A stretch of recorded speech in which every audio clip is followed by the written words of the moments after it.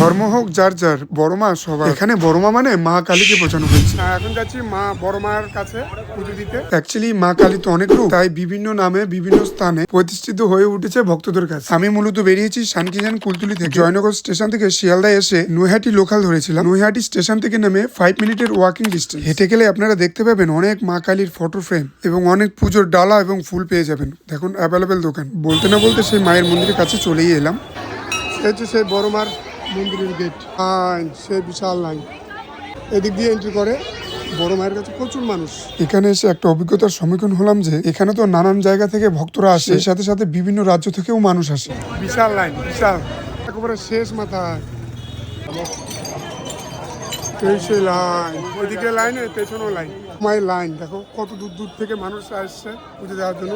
তার আশেপাশে আপনারা ডালাও পেয়ে যাবেন। Video no problem. সত্যি মায়ের মুখটা দেখে আলাদা একটা শান্তি মনের মধ্যে বসিত হলো।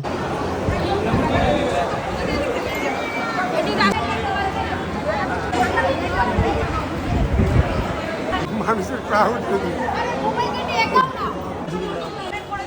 আমাদের পুজো দেওয়া হয়ে গেল, আসবেন ঘুরে যাবেন। বাই বাই, দেখা হবে পরবর্তী কোনো ভিডিওতে।